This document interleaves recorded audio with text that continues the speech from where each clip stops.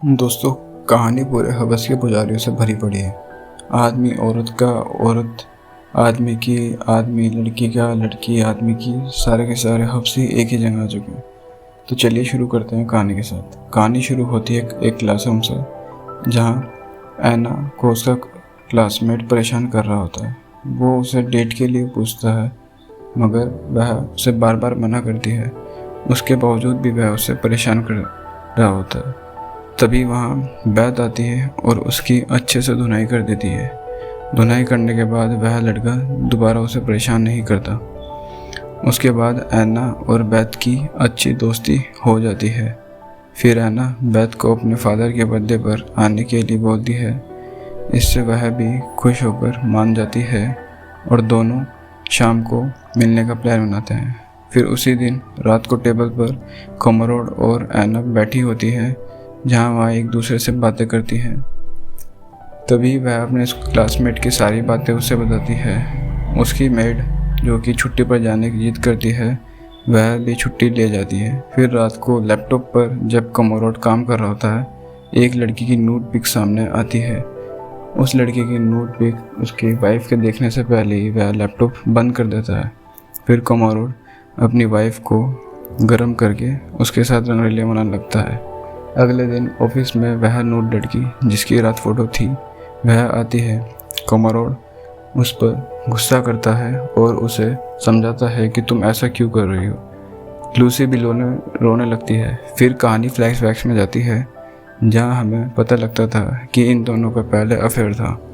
Lucy कोमरोड की secretary उसे मौज मस्ती और प्यार दोनों देती थी। खुदाई और ठुकाई दोनों में कमी नहीं थी। यहाँ तक कि ऑफिस के टेबल पर भी कई बार उन्होंने खुदाई मचाई है।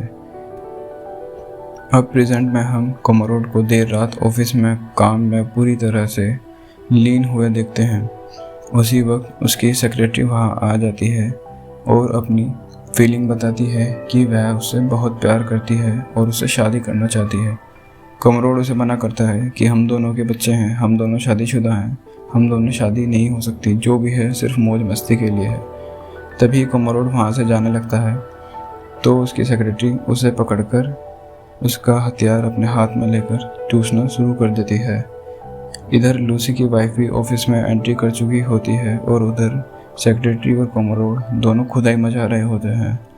लेकिन कोमरोड की किस्मत देखिए, लूसी के आने से पहले ही दोनों की खुदाई का समय भी कम था और वो दोनों अपने काम धाम बंद कर नॉर्मल लूसी अपने ऑफिस से साइड हो जाती है और लूसी की वाइफ के साथ कोमरोड वहाँ से निकल जाता है।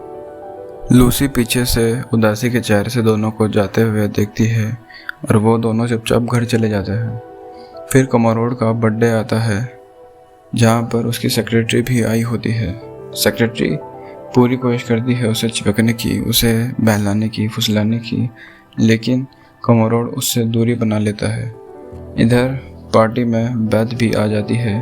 फिर कोमरोड पर लाइन मारनी शुरू कर देती है और वह कोमरोड को बहुत अट्रैक्टिव महसूस करती है। फिर बैत अपना हाथ उसके हथियार पकड़ने की कोशिश करती है, लेकिन कोमरोड शर्मा जाता है और उठ खड़ा होता है। फिर कोमरोड शर्माकर गेस्ट के पास चला जाता है। फिर बैत, जो कि एक नंबर की शिनार में, कोमरोड को मैसेज करती है। शुरू में कोमरोड मैसेज को इग्नोर कर देता है। फिर बैत अपना दिमाग लगाकर अपनी एक नोट पिक भेजती है। तब जाकर कोमरोड थोड़ा रिस्पॉन्स देता है और पूछता है कि तुमने मेरा नंबर कहाँ से निकाला। फिर दोनों की थोड़ी देर बातचीत के बाद वीडियो कॉलिंग शुरू हो जाती है।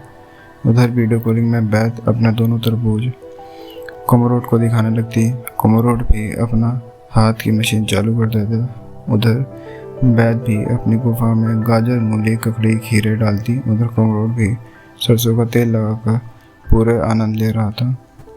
एक दिन बैत अपने घर पर सो रही होती है, तभी उसकी एक फ्रेंड आ जाती है, जो कि उससे बड़ी छिनाल थी। थोड़ी देर की बातचीत के बाद दोनों एक दूसरे के साथ कैची कैची खेलना शुरू कर देते हैं और खेलने में मस्त हो जाते हैं। उधर बैत कोमरोड को रियल मीट के लिए बोलती है, लेकिन कोमरोड मना कर देता है। फिर बैत अपना दिमाग लगाकर कोमरोड को एक पिक भेजती है। वह पिक देखकर कोमरोड समझ जाता है कि बैत उसके घर पर है तभी कोमोरोड अपना सारा काम धाम छोड़कर अपने घर की तरफ भागता है और देखता है कि बेथ डिनर टेबल पर सभी के साथ बैठी हुई कोमोरोड को छेड़ने लगती है और जानबूझकर चम्मच नीचे गिरा देती है। वह चम्मच उठाने के बहाने से कोमोरोड का हथियार पकड़ लेती है। कोमोरोड भी परेशान होकर वहां से चला जाता है। रात को बेथ कोमोरोड के घर पर ही रुक जाती है। फिर जब आधी रात में कोमोरोड पानी लेने के लिए किचन में जाता है तो वहाँ पर बेथ आ जाती है और उसे खुदाई करने को बोलती है।